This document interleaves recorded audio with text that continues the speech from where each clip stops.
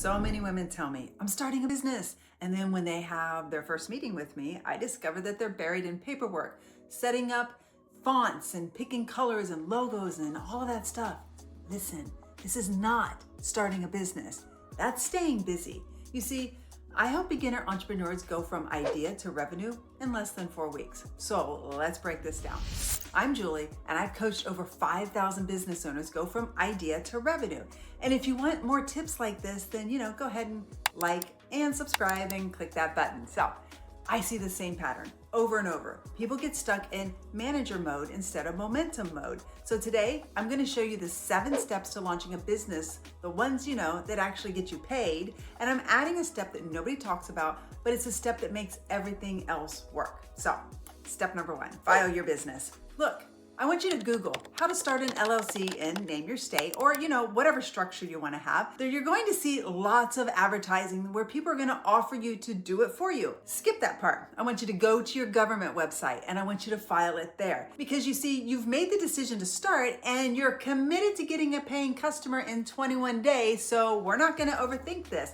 This is where a lot of new entrepreneurs, they get completely derailed, and this is why they turn their tiny little simple step into this whole project. So just pick something, pick a name, keep it simple. You can always go back and adjust it later, because filing your business is not a marriage. It's just paperwork, and it can evolve as your business grows.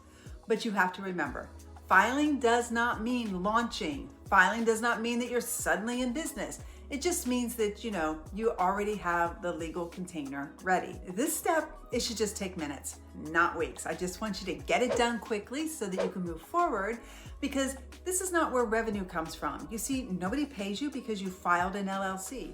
Nobody pays you because your paperwork is perfect. This step gives your business it just gives it structure, but it does not create momentum. So I don't want you to overthink it. Don't drag it out. Do it. Check the box, move on, because the real work is what comes next. Part 2, I want you to open a bank account. I want you to keep it simple. So please, again, don't turn this into a whole event. A business bank account does just a few really important things for you. Number 1, it keeps your taxes clean. And when your personal and your business money, when they get mixed up together, tax season literally becomes a nightmare. Separating them, from the beginning makes it a whole lot easier for you. Also, it's going to help draw a healthy boundary between you and your business. And it's going to signal, okay, this is real. This is official. This is separate from my personal life. And that little mindset shift, it matters more than most people realize. And honestly, it should be just like, a 20-minute task. Sometimes banks will allow you to do this online and others are going to make you come inside. But whatever that is for you, I want you to give them the paperwork that you just filled out online to get your government ID and go ahead, set up the bank account.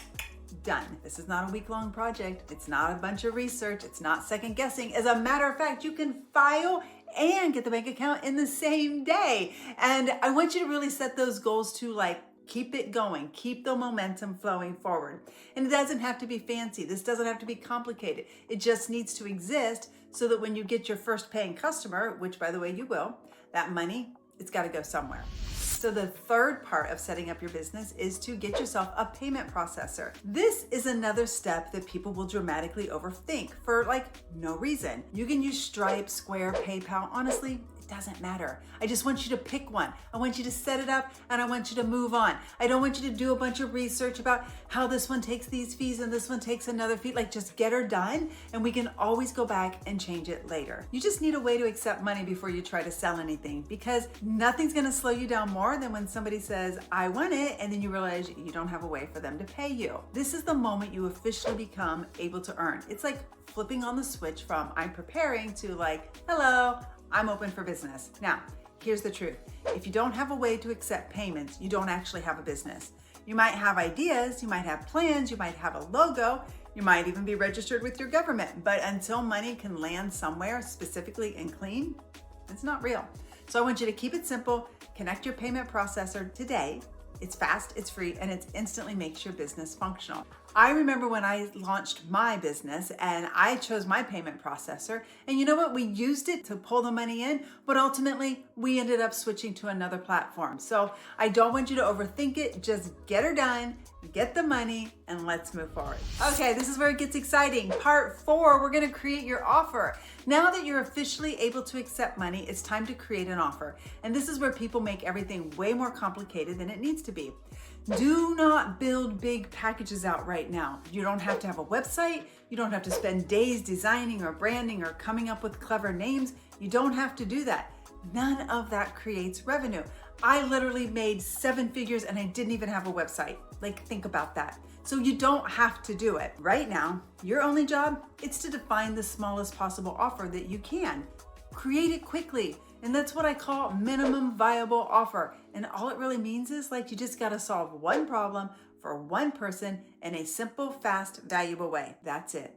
That's your first offer. It doesn't need to be perfect. It doesn't need to be polished. It doesn't need to be the final version of your business. It just needs to help someone. And I promise you, even if you were to perfect it, you're gonna learn something in the process, and 6 months down the road, you're going to adjust it anyway. So just start with what you have. Keep it simple and deliver it quickly. Your very first offer should take just hours to put together, not weeks, all right? I want you to remember, you're not trying to build the forever version of your business right now.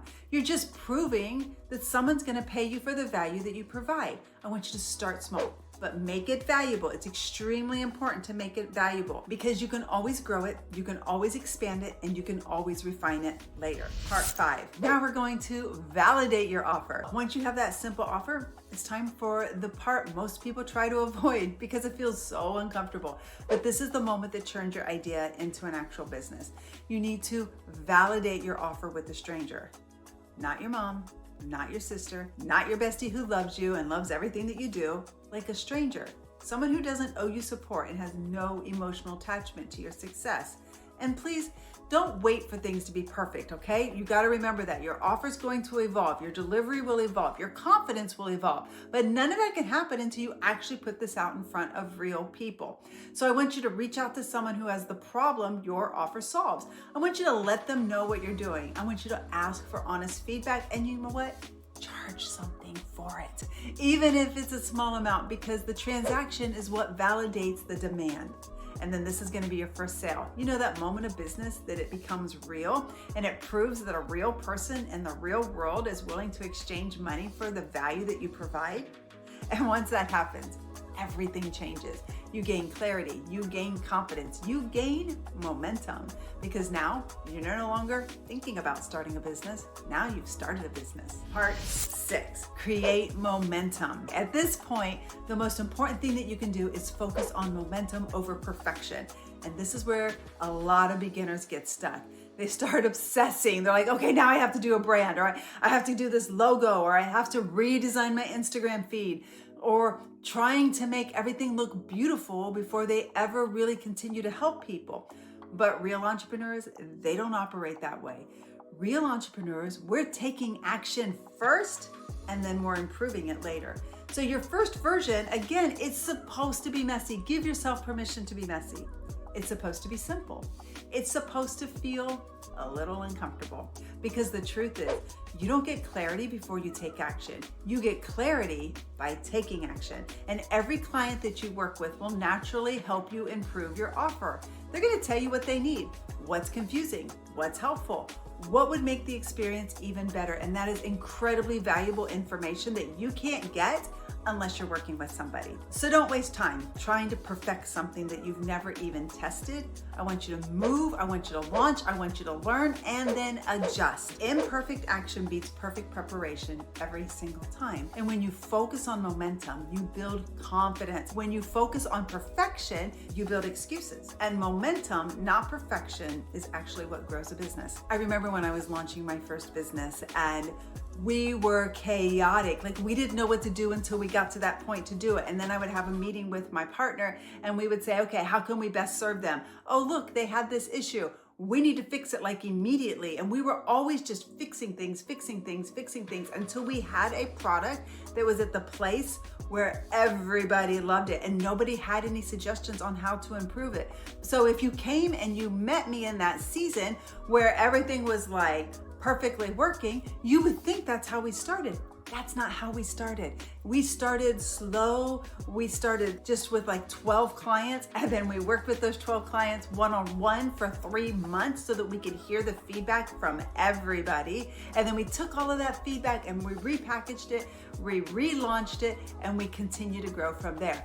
That's how entrepreneurs do. And so I want you to take what you just heard me talk about and say, well, gosh, how can I apply this to my business? Because this is what it takes to truly get momentum. Part 7, here's some honorable mentions, because before I wrap up, I want to go over some of the most common mistakes that are going to keep entrepreneurs stuck.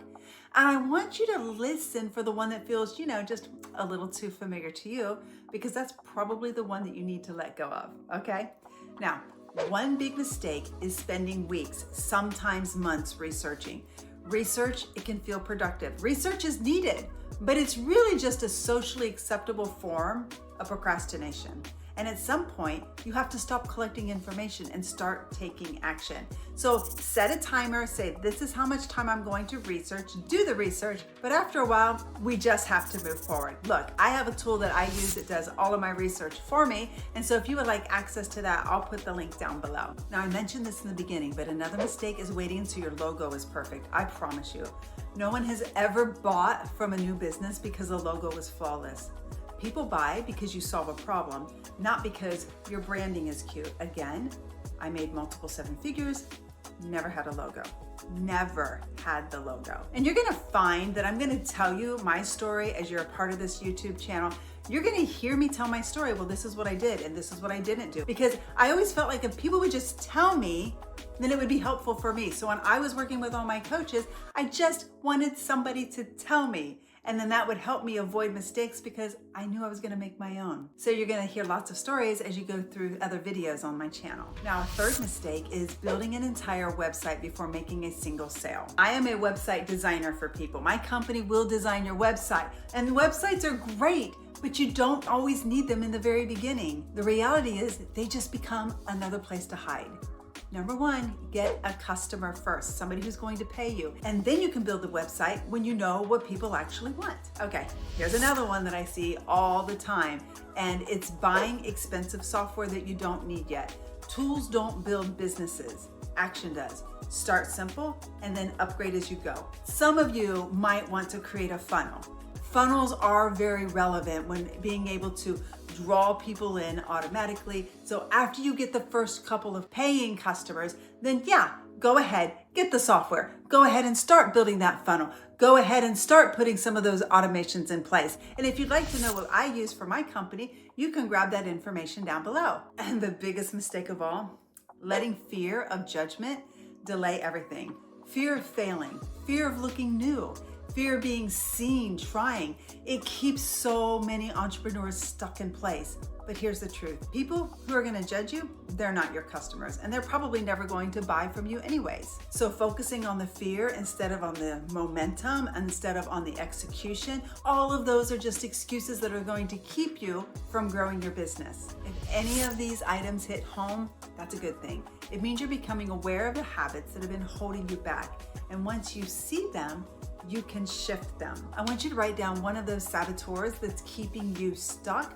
Hang it on your wall so that you don't fall into that trap again. Let's recap everything so you can walk away with a clear, simple path to actually starting your business. First, I want you to commit to 21 days to revenue. That single decision shifts you out of planning and into action. And then go ahead and file the basics quickly. Just file that paperwork. Don't overthink it. It's just paperwork. Then I want you to go and open up your business bank account so you can have a clean place for your money to go.